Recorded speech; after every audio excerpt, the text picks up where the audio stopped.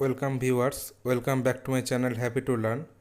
আজকে আমরা ট্রেজাগিস bearing capacity নিয়ে আলোচনা করব।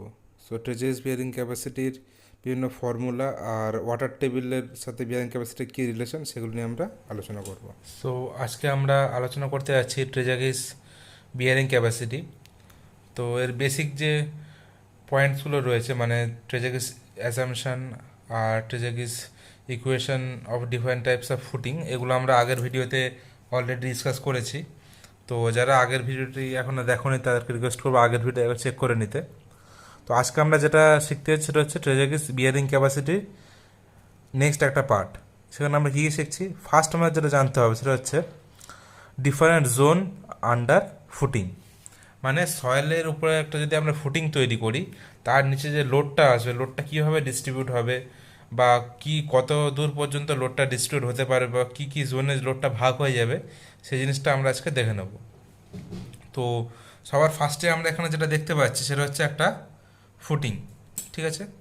তো এই যে ফুটিংটা রয়েছে এখানে, সবার ফার্স্টে আমরা কি দেখতে পাচ্ছি, সবার ফার্স্টে দেখতে পাচ্ছি এই যে ফুটিংটা রয়েছে, এর বেস রয়েছে কত, বি, ঠিক আছে। এর বেস রয়েছে বি, এর উপরে একটা প্রেশার রয়েছে, সেটা হচ্ছে কি ওভারবার্ডেন, যেটা আমরা প্রেশার পাই সেটা হচ্ছে Q equals to gamma into D F, ঠিক আছে। সারচার্জ প্রেশার বলছি আমরা এটাকে। তো এর নিচে আমরা দেখতে পাচ্ছি তিনটে টাইপের জোনে আমরা এটাকে ভাগ করেছি, জোন 1, জোন 2 আর জোন 3, এই তিনটে ভাগে আমরা ভাগ করেছি। তো এই তিনটে জোনে আমরা কেন ভাগ করি বা তিনটে জোনে কীভাবে লোডটা ডিস্ট্রিবিউট হবে সেটা আমরা সবার ফার্স্টে দেখে নেব। তো এখানে আমরা ফার্স্ট আমরা আলোচনা করতে যাচ্ছি জোন 1 নিয়ে, ঠিক আছে। তো সবার ফার্স্ট আমরা আলোচনা করবো জোন 1 নিয়ে। এটাকে আমরা বলছি কি সেন্ট্রাল জোন, ঠিক আছে। তো এটা কোথায় থাকছে, এটা হচ্ছে mid portion of the foundation. Mid portion of the ফাউন্ডেশনে কত আসছে জোনটা, আমরা যদি এখানে দেখে নিই যে এখানে ফাই যে অ্যাঙ্গেল করে রয়েছে, ঠিক আছে, এই ফাই অ্যাঙ্গেল এটা কিন্তু কাজ করছে।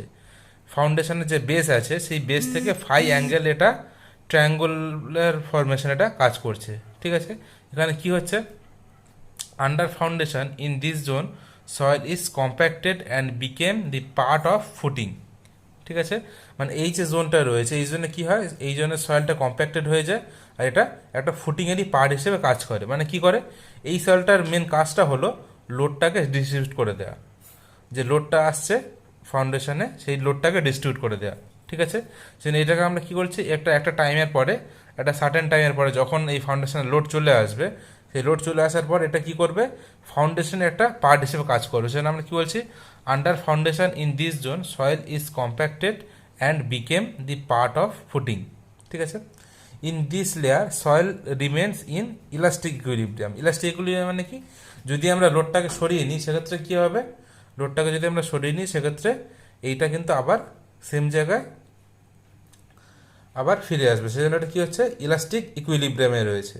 সেজন্য কী হচ্ছে, ইন দিস জোন বা in this layer soil remain in elastic equilibrium, ঠিক আছে। তাহলে এটা কি গেল, এটা গেল আমার সেন্ট্রাল জোন। এই যে ফার্স্ট যে জোনটা রয়েছে এটা গেল আমার সেন্ট্রাল জোন, এই যে জোন 1 যেটা আমরা বলছি। নেক্সট আছে আমরা জোন 2। জোন 2টা কি, জোন 2টাকে বলা হচ্ছে রেডিয়াল শেয়ার জোন।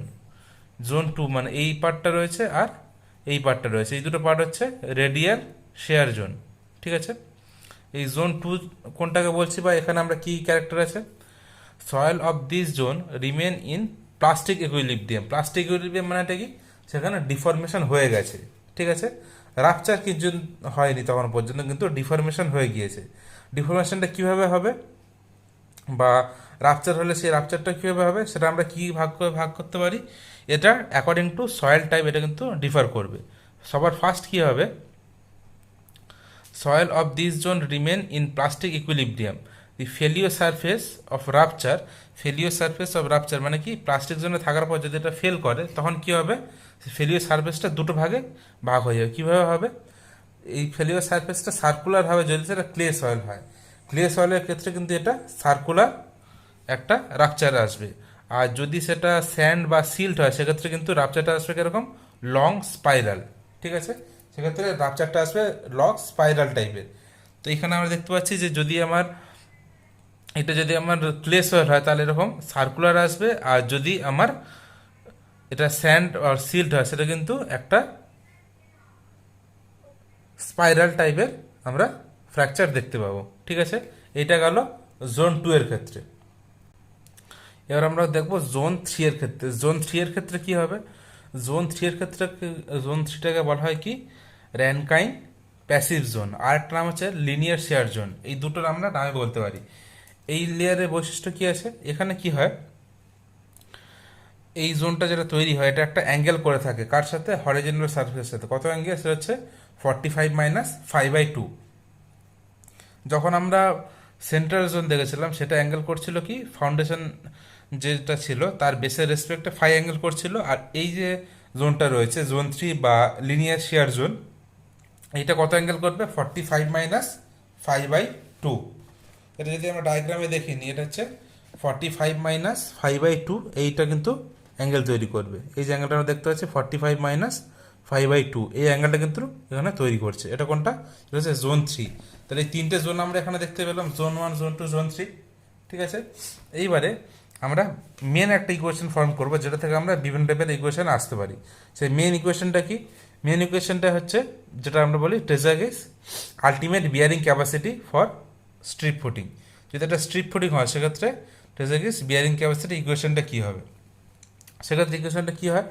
সেক্ষেত্রে আমরা ইকুয়েশনটা বলতে পারি, বা আলটিমেট বিয়ারিং ক্যাপাসিটি ইকুয়েশন হচ্ছে C into N C plus Q into N Q plus half into B gamma N gamma. ঠিক আছে, এখানে আমরা ইকুয়েশনটার মধ্যে এটাই হচ্ছে মেন ইকুয়েশন। ঠিক আছে, এইখানে কিন্তু আমরা দুটো টাইপের গামা দেখতে পাচ্ছি। দুটো টাইপের গামা কি?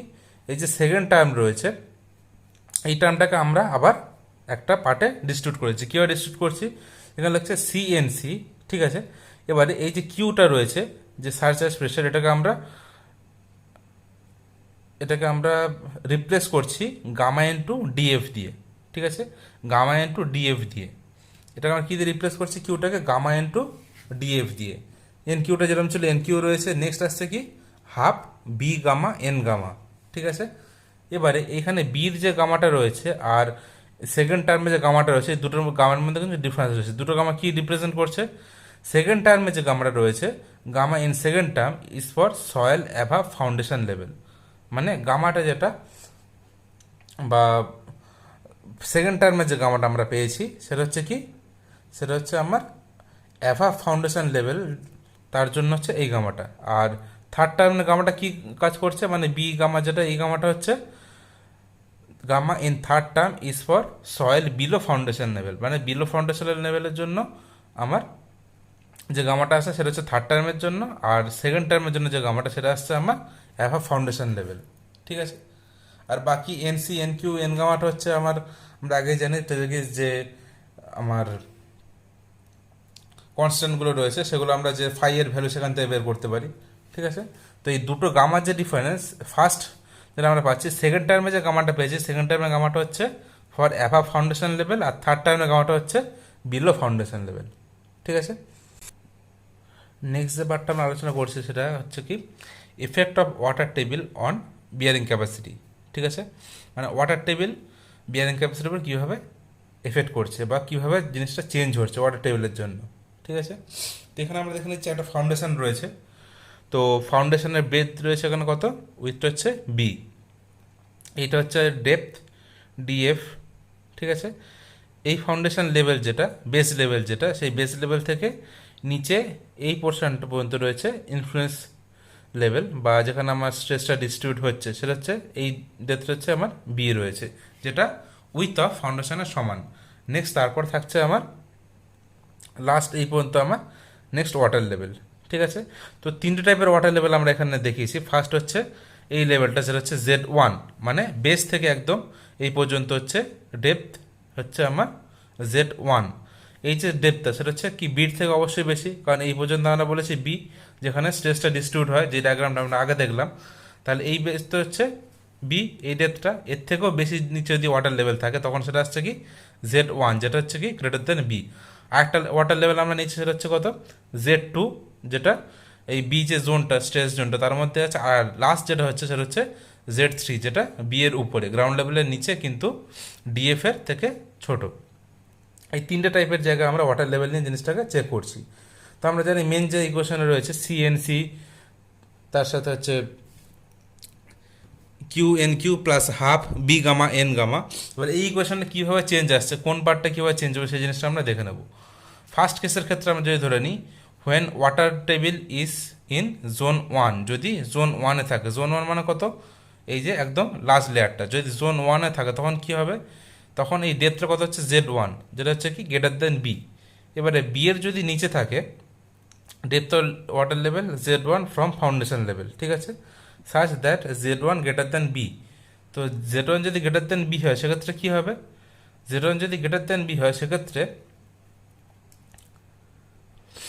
Stress zone it does not effect the bearing capacity, ঠিক আছে, it does not effect the bearing capacity. কেন, তার কারণটা হচ্ছে কি এটা বি এর নিচে রয়েছে। আমরা জানি স্ট্রেস জোনটা কত পর্যন্ত রয়েছে, আপ টু বি পর্যন্ত। আমরা আগের ডায়াগ্রামটা কি দেখলাম, আপ টু বি লেভেল পর্যন্ত কিন্তু স্ট্রেসটা ডিস্ট্রিবিউট হয়েছে, ঠিক আছে, এর নিচে কিন্তু আমার স্ট্রেসটা ডিস্ট্রিবিউট হচ্ছে না।